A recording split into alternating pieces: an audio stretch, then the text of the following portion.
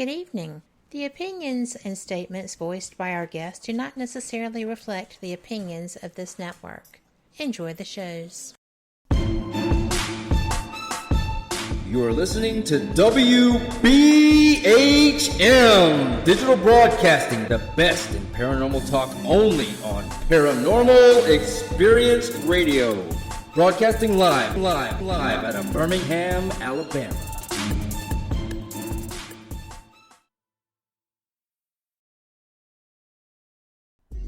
This is Ghost Talk with 187 PI. Sit back and prepare yourselves for an adventure into the paranormal world with host Shelly Robertson and 187 PI research team. Ghost Talk is broadcasting live from Ohio's most haunted jail. Learn about their ongoing research at the jail and abroad, investigation techniques, and their personal encounters. Here is your host of Ghost Talk and 187 PI founder, Shelly Robertson.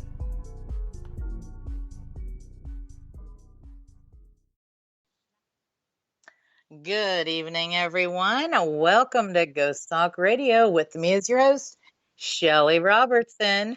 Tonight, I have a very fascinating show planned for you. I will be talking about some of the most amazing haunted hotels all over the United States. I would like to invite all my listening friends out there tonight to join me in chat at WBHM-DB.com, where you can join in on the conversation or ask me any questions you might have. And if you have any stories about staying in a haunted hotel, I would love to hear about them. Now, getting into tonight's show, I gotta say there are so many, there's thousands of haunted hotels across the United States and throughout the world. So tonight, I'm only going to be able to cover just a small pinch of those. A couple of them you may have heard about, and maybe some of them you haven't heard about. So y'all know I live in Indiana, so let's start our haunted journey in Indiana. Our first visit's going to be at this place called the Story Inn. The Story Inn, it's located in Nashville, Indiana. However, this area used to be a town called Story, right? And it was founded as a logging 1951 with the grant of a land patent from President Millard Fillmore to Dr. George Story. Now, George, he was a medical doctor. He built many structures in the town of Story. Okay, so now obviously he bought it. He named it after himself. And actually, Story became one of the largest settlements in the area. And in its heyday, which was between 1880 and 1929, the village, it actually supported 2 general stores, a non-denominational church, a 1-room schoolhouse, a grain mill, a sawmill, a slaughterhouse, a blacksmith's forge, and a post office. So as you can see, George Story built quite a town there.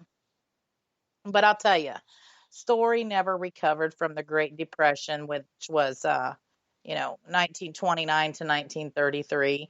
And as the families there abandoned farms in search of work elsewhere, Brown County lost over half of its population. And that was between 1930 and 1940. When all the people left, right, this created an opportunity for the state of Indiana to begin the purchase of 16,000 acres of wooded hills that are now the Brown County State Park. And it's actually the largest in the state. And as years went on, thousands of additional acres were acquired to form Hoosier National Forest, Yellowwood State Forest, and Lake Monroe impoundment lands. And the vast tracts of public land now, it's they surround Story on each of the three sides. So it's kind of surrounded now by all these national forests, right? In 1998, the town of Story, it was purchased by this fellow named Rick Hofstetter, who was an attorney of law, and he was also a law professor. And he worked on preserving the town. And his son, who is Rich Hofstetter, he now carries on his father's legacy of Story. Okay, so here's where it gets pretty interesting as far as paranormal. When the current owner Rich, he took over the business, he, of course, was a skeptic, but now he knows for sure that the inn is one of the most haunted places in Indiana. One of the first things he noticed was that most of the rooms had a guest book in each room, and he was surprised to find each guest book had documentations of guest stories of the paranormal. So the most documentation of paranormal activity was the one that's located just above the inn's restaurant. And, guest books have been left in the rooms for a long period of time. It's now become a tradition for them. And once the books reach their capacity and they're all filled up, they put them in the attic and they store them, and they put out new guest books in all the rooms. Now, one of the most common stories among guests and hotel staff is the Blue Lady. She is believed to be the spirit of the wife of Dr. George Story. The room where the Blue Lady is always seen, it was once called the Garden Room. However, it has been renamed after her, of course. And people, they say that if you turn on a blue light and you put it in the room, a blue light, and turn it on, that she will appear. But there's also been cases where the Blue Lady would just appear on her own without any lights at all. She is described as having blue eyes and has a habit of leaving behind items that are blue in color. Some people also reported smelling cherry tobacco, and that was the Blue Lady's favorite when she was still alive. So she liked cherry tobacco. Now, the Story Inn offers 18 rooms and cottages, and each of the rooms has its own unique history, so no rooms are alike, right? The rooms in the inn they're not identified by numbers, but by name. None of the rooms come with any modern inventions such as clocks, televisions, and radios. So you are kind of like going back in time when you go there. The inn is part of a village in Indiana, which has been restored to its former beauty. The village today, it still looks pretty much like it did years ago when it was built. That's how they restored it. It still has old houses, a restaurant, a country store, and a tavern. So you can book the infamous room with hopes of seeing the Blue Lady. Very interesting, right? Next, we're going to go to another one here in Indiana, and it's the Bar. And it's in Warsaw, Indiana. And the original hotel was called Ormond, and it was established in 1897. The name was later changed to the Barbie Hotel as a tribute to the lake it's located on the Barbie Lake. In the early days, the Barbie was home to the Van Hoosen family, who managed the hotel. Now, during this time, it wasn't uncommon, because this was a big fancy hotel at the time, wasn't uncommon to see limousines populating the hotel parking lot. But unfortunately, in 1922, the hotel unexpectedly burnt down. The very next year, the hotel was rebuilt by a couple from Indianapolis. That's where I live.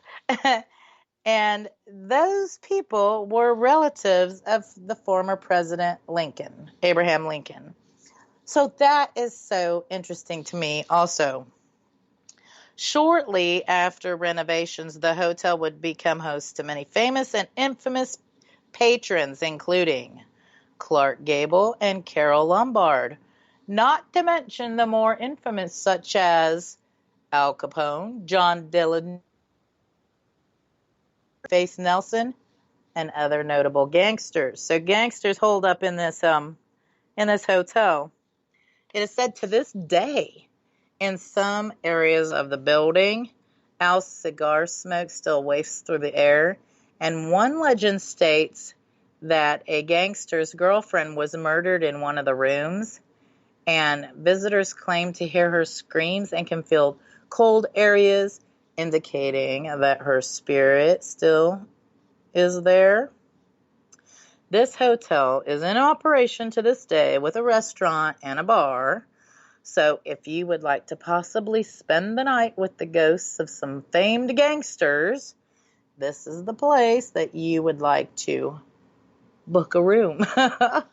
So yeah, go chumming up with the ghost of Al Capone, folks. Traveling on, we are going to head to the Canyon Inn, and that is located in Spencer, Indiana.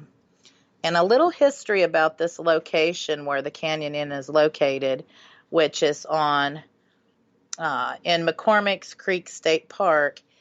It's also Indiana's oldest state park. It was dedicated on July 4th, 1916, as a part of the state centennial celebration. It has grown to over 1,833 acres today from its original 350 acres. Now, the Miami Indians, they originally inhabited the area. The first settler to claim an acreage for homesteading was John McCormick, and the land included nearly 100 acres along the canyon by the waterfalls that's there. Now, since it was common to name physical locations by owner's name, McCormick Creek, that's how they named it, McCormick's Creek. Now, what's interesting is in 1888, Dr. Frederick Denwalter, he purchased part of the area to build a sanatorium for the wealthy to get away from it all, so to speak, and to recuperate, right? The original sanitarium was built on the present-day Canyon Inn site, and it was a white-sided structure with long porches on every side, where everybody could sit out on the porch and just soak in the fresh air. Now, with the death of the doctor in 1914, the land was purchased by the state of Indiana in order to maintain the park-like settings. Now, the Canyon Inn opened its doors in the old sanitarium building in 1916. Over the years, remodeling projects have changed the physical appearance of the inn, but it still stands on the original foundation. And they have not changed the surroundings or the scenic appeal that first attracted the doctor there in the first place. So that's all remained the same. Visitors claim that they are often woke up by screams in the middle of the night. Others have also claimed to have heard people crying and footsteps walking by when no one's there. So if you would like to maybe experience some of the paranormal claims, the Canyon Inn is open for business, and you can make a reservation and spend the night there. There's even a restaurant on site. So you can eat there, have your haunts, and get some fresh air with the state park around in the falls. Let's go to another exciting place. And a lot of people don't talk about this one so much.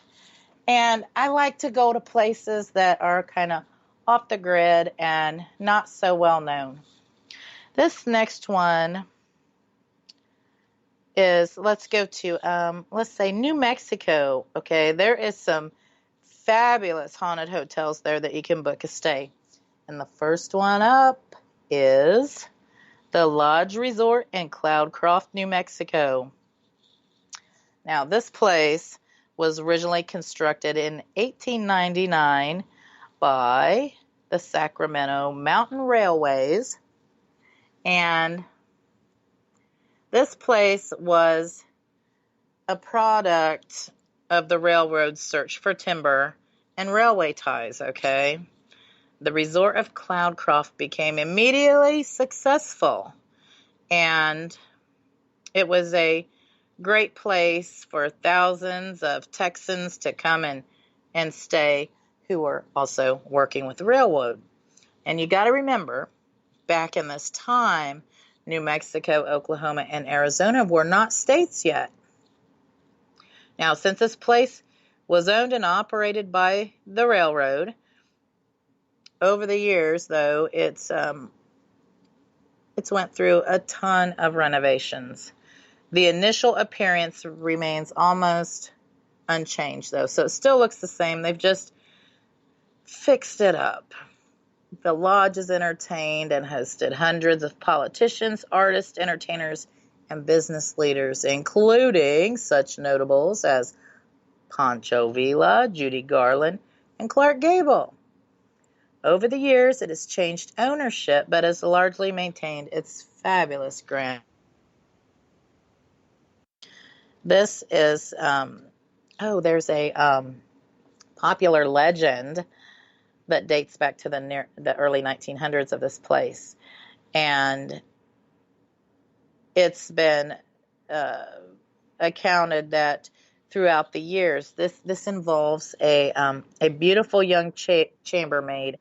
And it is said she has striking blue eyes and shocking red hair. So bright red hair. And it is said that back in the day when she worked there, she disappeared from her quarters after her lumberjack lover found her in the arms of another guy, right? So we can only imagine what happened to her. There are those who vow that Rebecca still wanders the halls of the historic hotel. It has also been said that people claim they've seen ashtrays sliding across tables unassisted, doors that will open and close for no apparent reason, furniture even, heavy furniture has even been moved. Lights have turned off and on by themselves, and this is what I find, the claims of this I find pretty amazing, is that fires have spontaneously ignited in the fireplace. And they said there's lots of other unexplained incidences that occur, even to this day. Guests and employees continue to relate odd incidences that happen to Rebecca's spirit. Though none of them are life-threatening or frightening, and they say most of them are fun and playful in nature, and there are some who believe that Rebecca is in search of a new lover or friend who might appreciate her flirtatious and mischievous ways. So they have a restaurant on site also that is named after her in her honor. So folks, if you would like to possibly experience the shenanigans of Rebecca the chambermaid, this is the place for you to book a room and visit. Moving on, we are going to go to the St. James Hotel in Cimarron, New Mexico. Now, this hotel, it's been featured on a few paranormal TV shows. So this one, you might, I'm not sure. And we'll talk more about this hotel after the short break. You are listening to Ghost Talk Radio on WBHM-DB.com.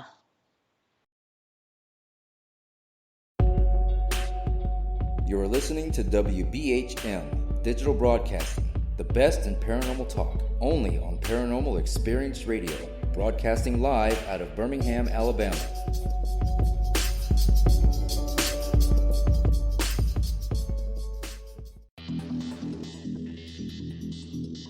Several U.S. presidents are on record talking about the UFO mystery. Yeah, Presidents Jimmy Carter, Ronald Reagan both had UFO sightings of their own, but the current presidential campaign might be the first in which UFO disclosure has been championed by a major party candidate.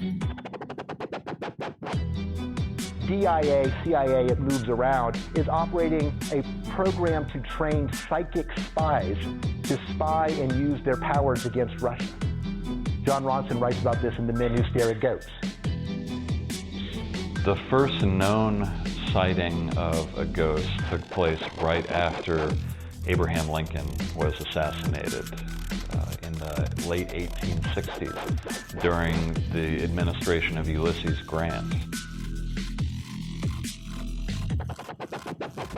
Project Paperclip, Clinton releases it all in 1998.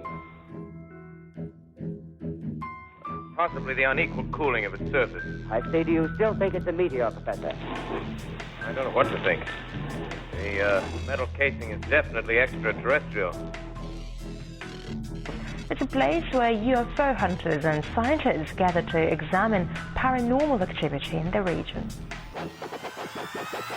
Some of the documents, this is bringing Nazi scientists into the United States to work here. So we fought against the Nazis, and it's not, this again is not a revelation. As early as 1947, 1946, we knew some of this, right? On the paranormal, will we see U.S. President Barack Obama's foreign policy go intergalactic in a quest for gold stolen by aliens? We'll tell you at least how the White House responded to claims the chief executive has been teleporting to Mars. But let's get to today's Capitol account.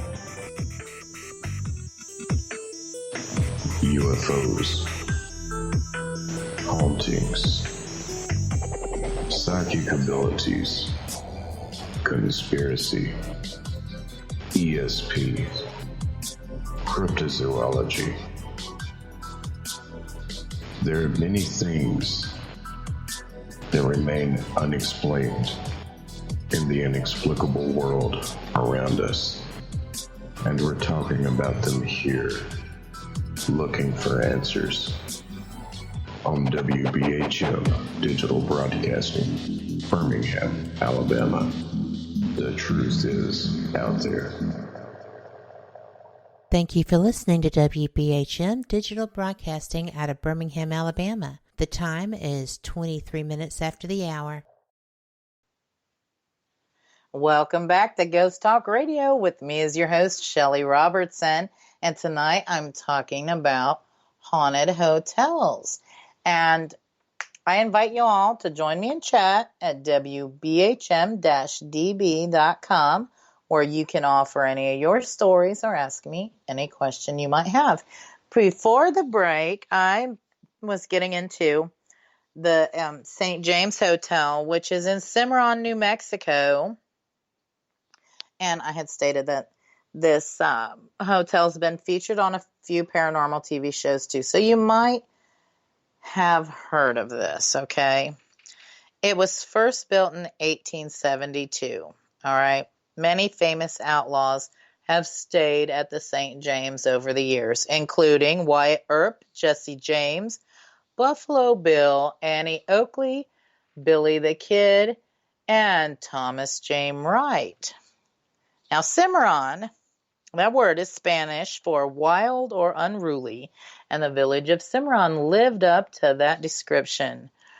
There was little, if any, law enforcement, okay? Arguments were settled with bullets, and in many instances, justice was the result of vigilantes, okay? So it was just, that's the wild, wild west, and it was out of control.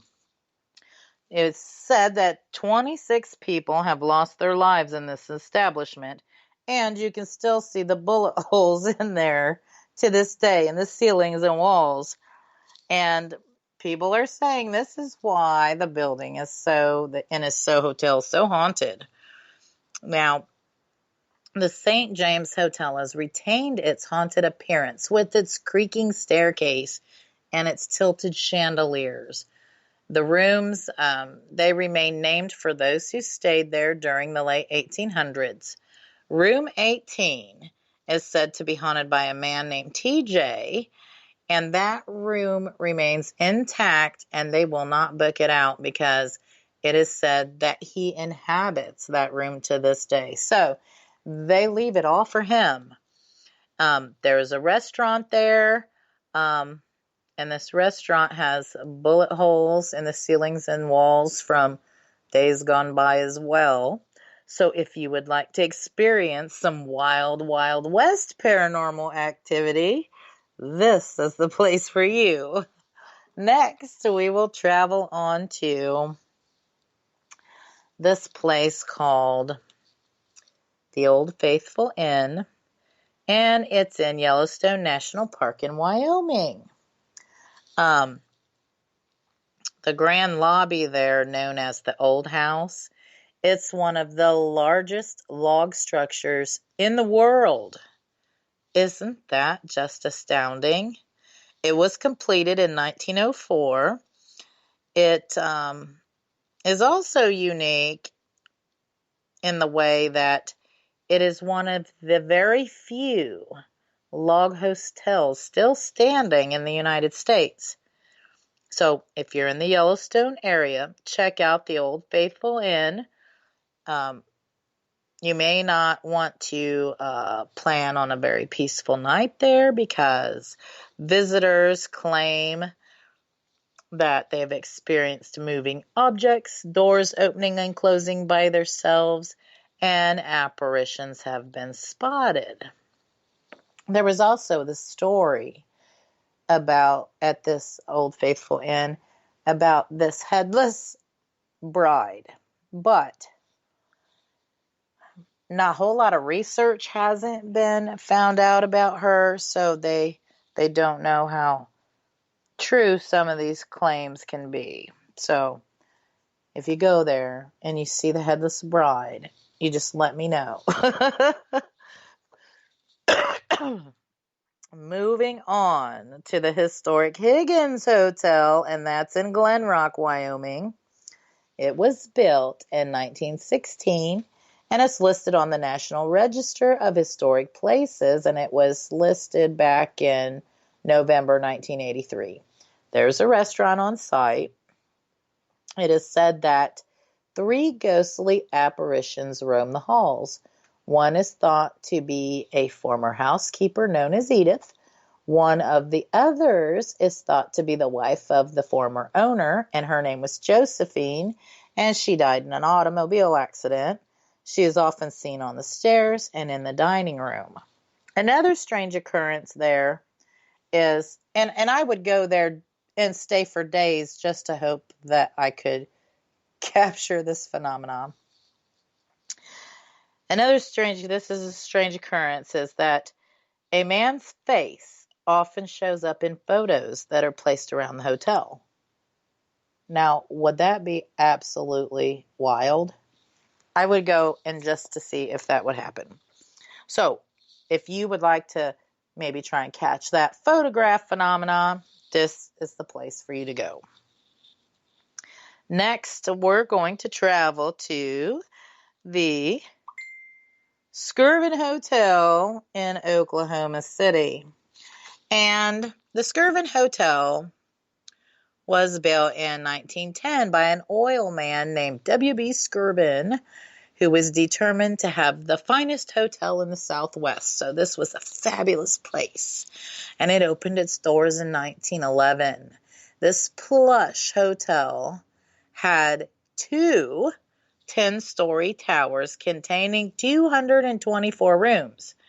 And it was one of the very first buildings in Oklahoma City to have air conditioning, which back then it was called iced air. They had running ice water in each room. They had a ballroom that seated 500, and this hotel had imported Austrian chandeliers that cost more than $100,000 each back then. Now, Skirvin's daughter, her name was Pearl, and she brought the hotel a national reputation by being the ambassadress to Luxembourg, and also Washington's hostess with the mostest. And that was also portrayed in the famed Broadway musical That was Call Me Madam, that Broadway musical. In 1930, a third wing was added, raising the structure to 14 stories and increasing capacity to 525 rooms. So it's pretty large.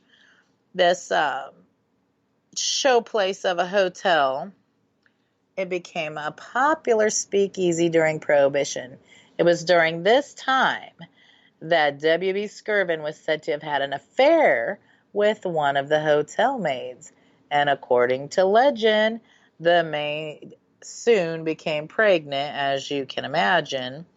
And in order to prevent the scandal, Mr. Skirvin locked her in a room on the top floor of the hotel. The girl soon became, as you can imagine, depressed. And even after the birth of the child, he would still not let her out of the room. So she was half out of her mind. And one day, she finally grabbed the infant child and she threw herself, along with the baby, out the window. Now, the maid's name remains unknown, but the ghost continues to haunt the Skirvin Hotel. And she was nicknamed Effie by former employees. Former guests would often report not being able to get a decent night's sleep due to the sounds of a crying child. And they say that Effie was apparently a woman of loose morals, and many men who have stayed in the hotel have often reported being propositioned by a female voice while in their rooms alone. Others have seen the figure of a naked woman with them while taking a shower. One man claimed he was sexually assaulted by the invisible entity during his stay. Other strange noises as an occurrence were reported by staff and guests, and those occurrences including objects moving around by themselves, the maid's cart being pushed down the hall when no one was there. Even, this is fascinating, even NBA players from the New York Knicks claim that their game was off after a night of haunts at the hotel in 2010. So many of those NBA players said that they experienced paranormal activity and they didn't get any rest. Effie has spooked several NBA teams during their stay at the hotel. In October of 1979, the hotel was listed on the National Register of Historic Places, and when it closed in 1988, the building stood empty for almost 15 years. However, of course, the hotel has been fully restored. It's open for guests, and it has become the Skirvin Hilton Hotel. So, if hooking up with the ghost of a woman who has loose morals sounds appealing to you, then this is the place you will want to book a night at, folks. Next on, we're going to go to the Shiloh Inn, and that's in Salt Lake City, Utah.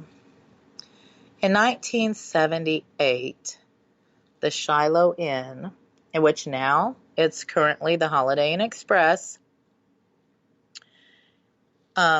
it was a scene of a horrendous murder-suicide. This woman named Rebecca David and 6 of her 7 children. It was a tragedy, okay? The children either jumped or they were thrown to their deaths from the balcony of the 12th floor. And, of course, Rebecca jumped as well. Now, one of the daughters, she was 15 years old. Her name was Rachel. She survived. But since that time, hotel guests and employees have reported seeing apparitions of a female and a young child in the first floor pool area and disembodied echo laughter. And that can be heard in the same area. So they're hearing children's laughter. And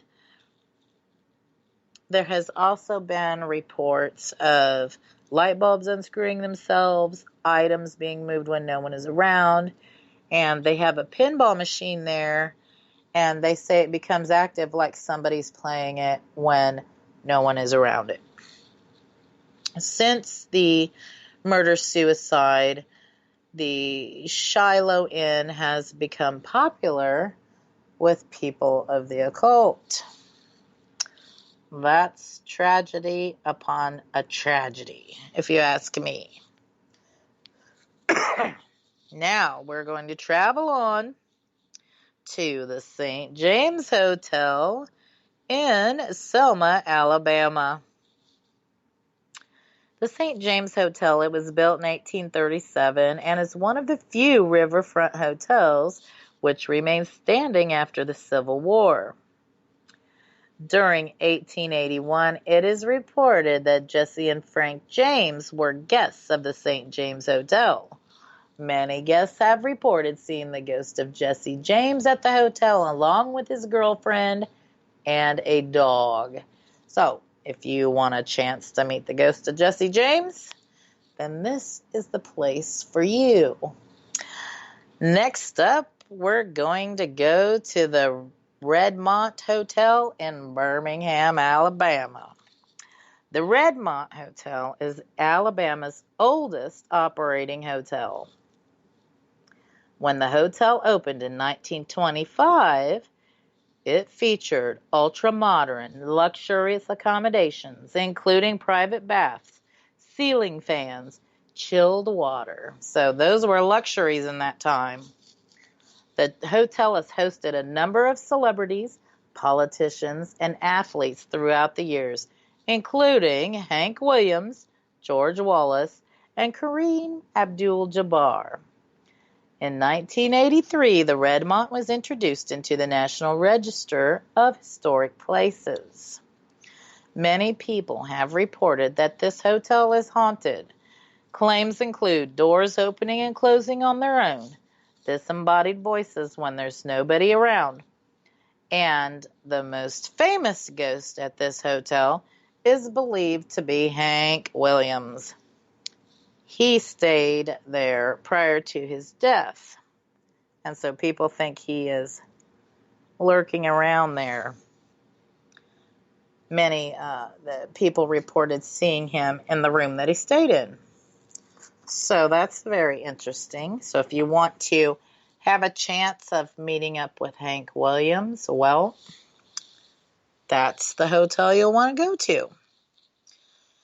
Next, we shall travel to the Emily Morgan Hotel in San Antonio, Texas, where it is said to be the third most haunted hotel in the entire world, right? That's pretty something, right? In the entire world. This hotel opened its doors in 1924 as the most advanced medical arts facility west of the Mississippi. The lobby was once a morgue, and the 14th floor a crematorium. Got tongue-tied on that word. And that there's this nice, cozy fireplace that will catch your eye when you walk in because it's lovely. The fireplace, when you walk into this hotel, is fueled by the pilot light that once powered the very room where the bodies were cremated. Oof, that's like unbelievable, isn't it? The hotel is also directly adjacent to the Alamo. Spirits of war-torn soldiers have been seen wandering around the property. In addition to its eerie history, guests and employees alike have had encounters with the paranormal entities that lurk inside the Emily Morgan's walls. There's a sales manager there at the hotel, and she said that countless guests complain about phones ringing in the dead of night, TVs and lights flickering on and off, and even seeing a woman dressed in a flowing white nightgown. Well, we get that woman in white a lot, right? So I'm not so sure about the woman in white because she is just everywhere. Now, if you want to search for paranormal activity in Texas, this is the place to go. it's recommended that you stay on the 7th, 12th, or the 14th floor if you want to experience a sighting of your own. Next, we're going to travel to the Andrew Jackson Hotel in New Orleans, Louisiana. And this hotel, actually, the grounds of the Andrew Jackson Hotel has seen its fair share of history and tragedy, right? The site was originally a boarding school and orphanage for boys who had lost their parents to yellow fever. Opening its doors in 1792, that's a long time ago. There was fires that happened in 1774 that consumed much of New Orleans, right? And 1794, excuse me. And what happened was it also burnt this boarding school to the ground, and there was 5 young boys inside. And after the fire, a U.S. federal courthouse was almost immediately built on that site, and it remained there until the turn of the 20th century, where General Andrew Jackson, who later became the 7th U.S. president, well, he was held in contempt of court and charged with obstruction of justice, right? Soon after that, the courthouse was demolished and the Andrew Jackson Hotel was erected in 1890. Now, the Andrew Jackson Hotel is known as one of the most haunted hotels in New Orleans. The property saw its shares of misfortune. Of course, like I said, it was an orphanage that burnt down and there were kids in the fire and lost their lives. And today, many say this building is haunted with the ghost of a young boy that is named Armand. And this ghost of this boy, he wakes up guests with laughter or pushing them out of their bed. Others report seeing the caretaker of the orphan boys fluffing pillows and cleaning up the rooms. Others claim that Andrew Jackson roams the hallways. Guests have claimed that the ghosts of the young boys can be heard laughing and playing in the courtyard at night as well. So if you want to experience one of New Orleans' most haunted hotels, this is absolutely the place to book your stay. And with that, folks, we will be back after this short break. You are listening to Ghost Talk Radio on WBHM-DB.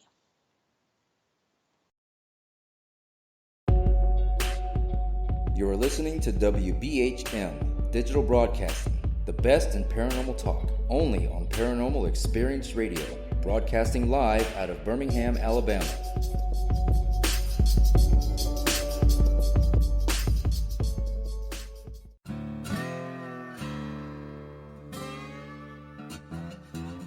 Oh, come on. I'm Southern, but... nope. That'll do. Hello. I am Kat Hobson, host of Paranormal Experience here on WBHM Digital Broadcasting out of Birmingham, Alabama. I enjoy having guests from all areas of the paranormal, from ghosts to ufology to cryptids and beyond. You'll find some of the best researchers in their fields bringing you some great information. Join me on Wednesday nights from 8 to 10 p. Eastern here on WBHM Digital Broadcasting. Since 1948, Fate magazine has brought you reports of the strange and unknown, all of them true. Fate Radio is carrying on that tradition, bringing you the unusual, macabre, strange, and bizarre.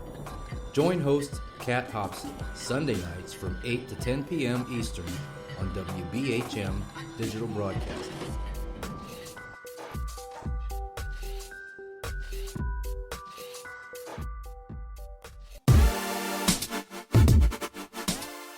Listening to WBHM Digital Broadcasting, The best in paranormal talk. Only on Paranormal Experienced Radio. Broadcasting live out of Birmingham, Alabama.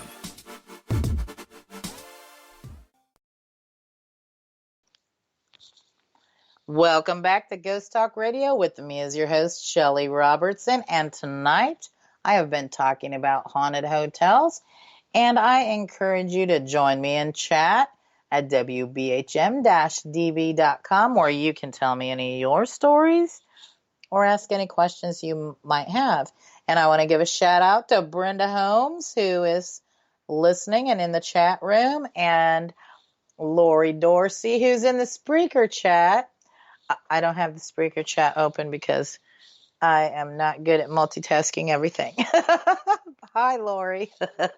So we're talking about these haunted hotels, and some of them you may have heard of, some of them you may not have, but we're going to move on, and probably you've heard of this next one, but I find it so interesting. There's so much history at this.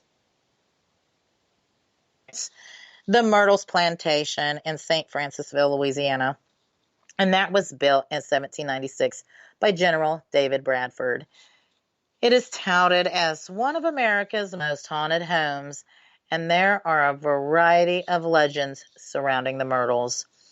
The house is said to be built over an Indian burial ground, and the ghost of a young and Native American woman has been seen. People report seeing this Native American woman there. The plantation it's been reported to be the home of at least 12 ghosts. And they say that there's been 10 murders that's occurred in the house. The official historical records, however, they only indicate one, and that's the murder of William Winter.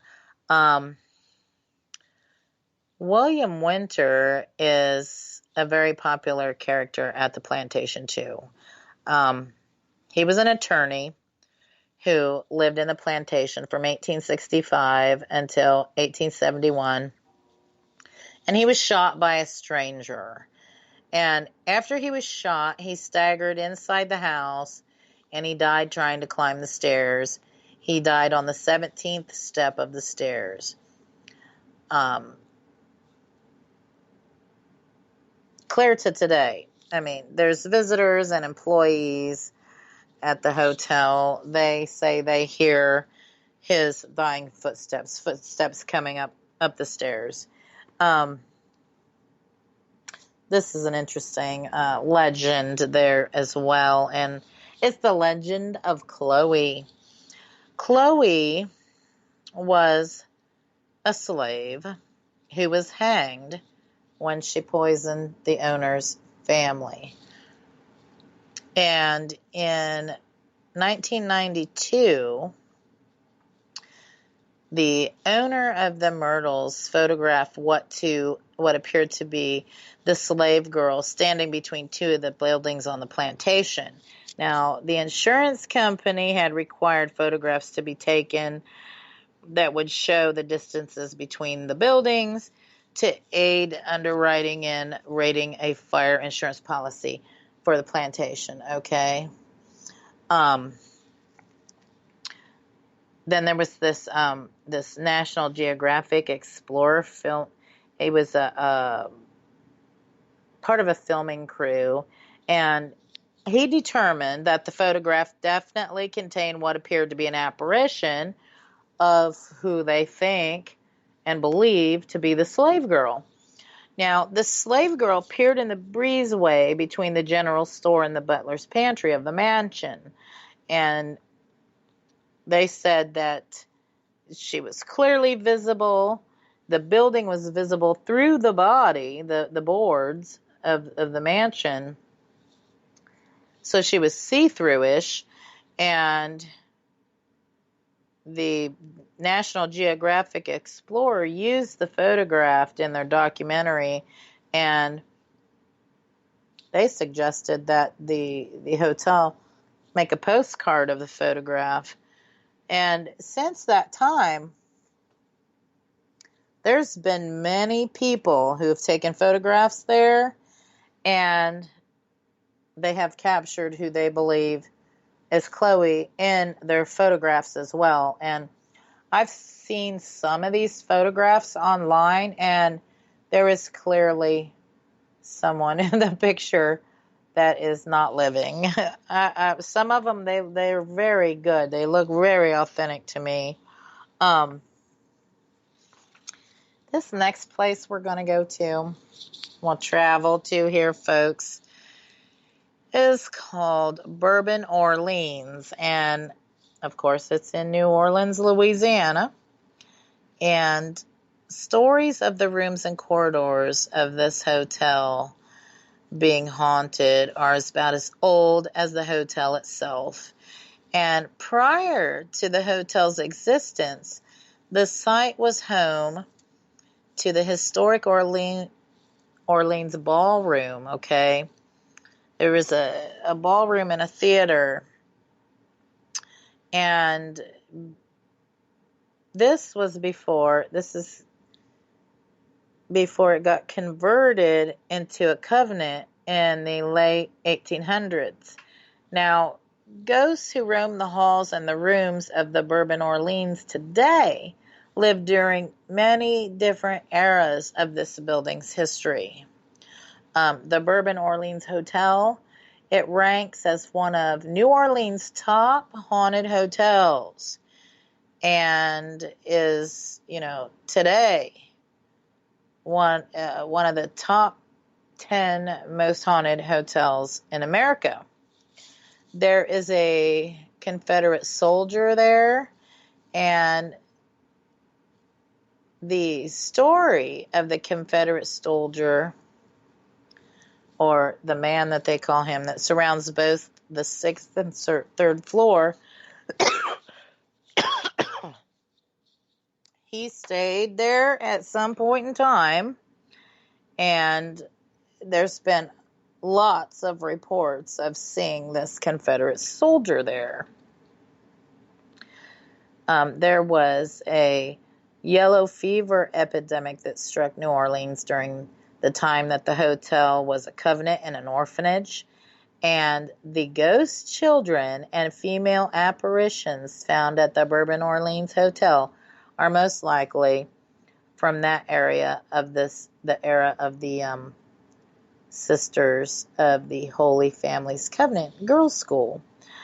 Now, there was a medical ward and an orphanage there as well. And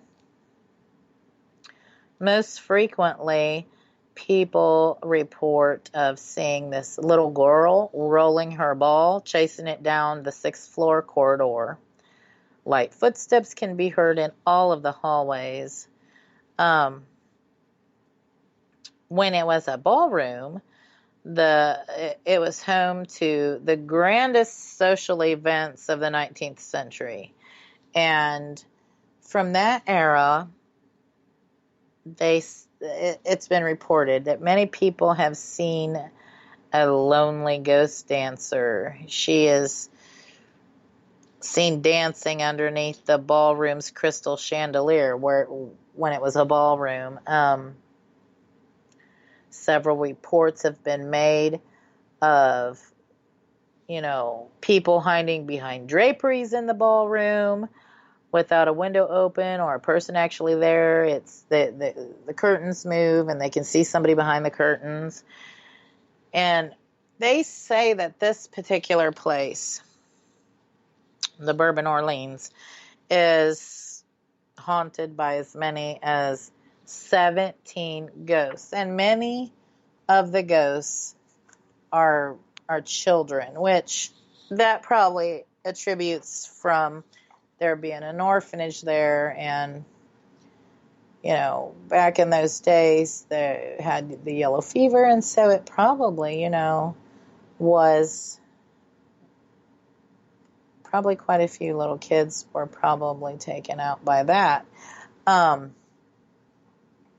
I got to tell you some exciting news now that we've went to a lot of these hotels, and by no means is this is only like a scratch in the surface of how many haunted hotels there are in the United States. There's just so many of them, and I have such a bucket list, and I want to go experience stuff from all of them, or try to experience something from all of them. But I got to tell you guys some exciting news.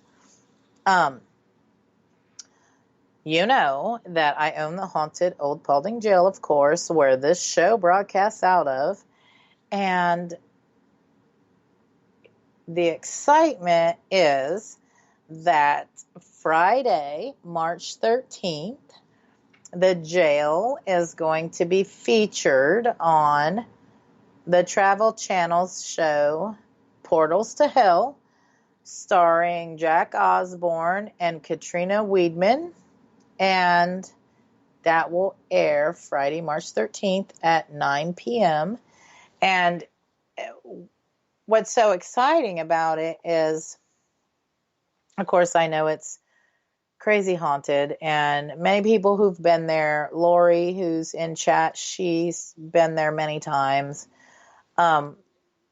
They were so intrigued and with the story of the jail and the stuff that goes on there, that they made it a 2-hour special, and it's their season premiere.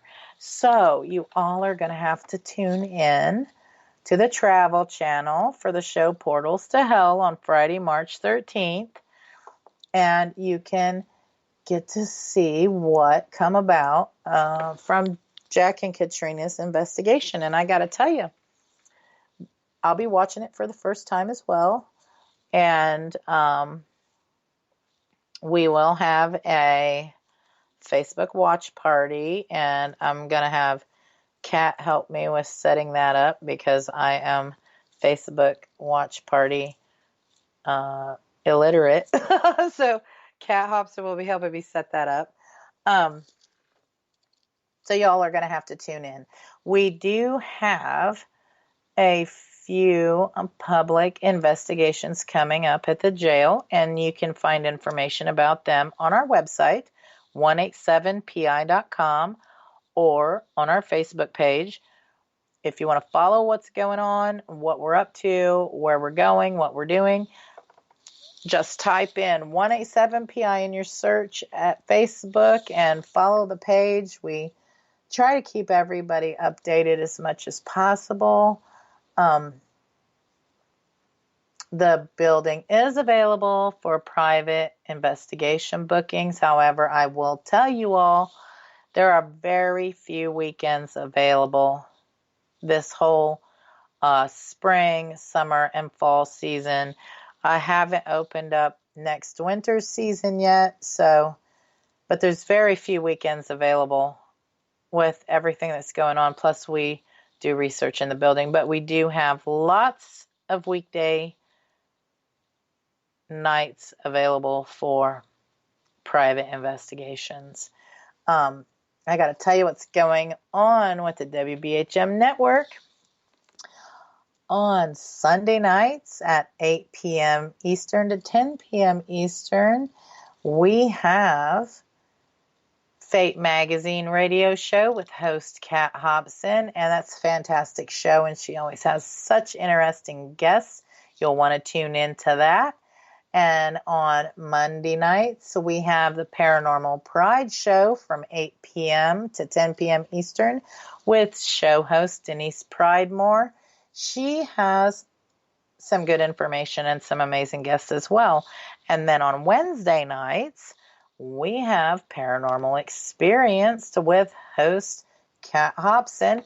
And I listen to that show as much as possible, and that's the first show, that's the first paranormal radio show I do believe I ever listened to. And this was before me and Kat ever met in person. I was listening to her radio show at the jail. So the ghosts were listening to it too. And they know her voice. And there's been times when she's called and I've had the portal on and they holler out her name, and it's pretty exciting. So with that, I want to thank everyone who's took time out of their busy schedules to listen to my live broadcast tonight. I wish everybody a great evening and a super weekend. Good night, friends.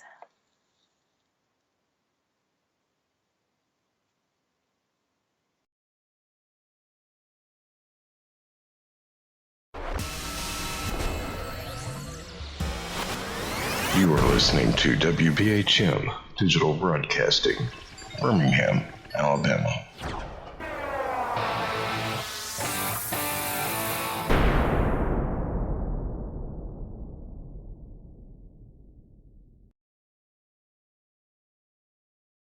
Warning, the following message does not necessarily reflect the views of WBHM-DB or its hosts, guests, listeners, or of any functioning adult in general.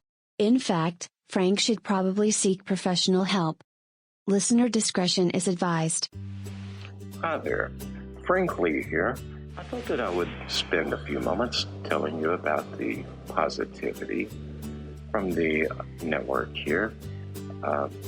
The overall message of para-unity and happiness, and how everyone here wants to get along with everyone out there, and how everything is just wonderful. Wait, Cat's not looking. Okay, I've got something to really tell you.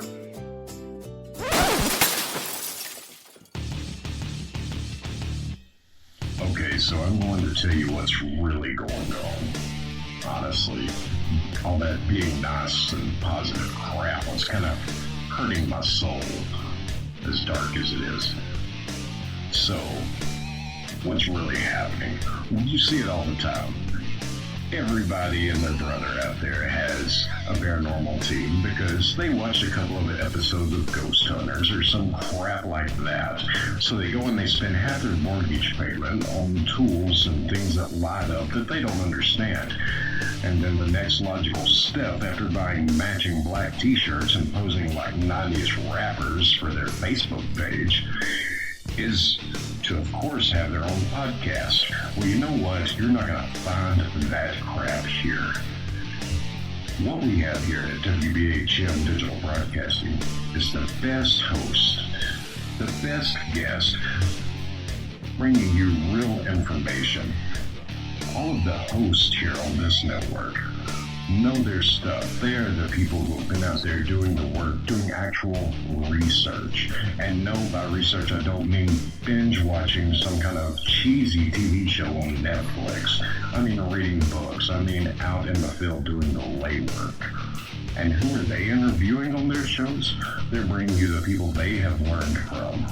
They're bringing you the best in the field, covering all kinds of topics, from UFOs and aliens to Bigfoot to cryptozoology to ghosts to anything you can think of, a bit strange and unexplained. It is here, and you're going to get the best information here. So stay tuned to WBHM Digital Broadcasting. Don't go anywhere. Speaking of going somewhere, I've got to go before my mic gets cut. We'll see you there on WBHM-DB.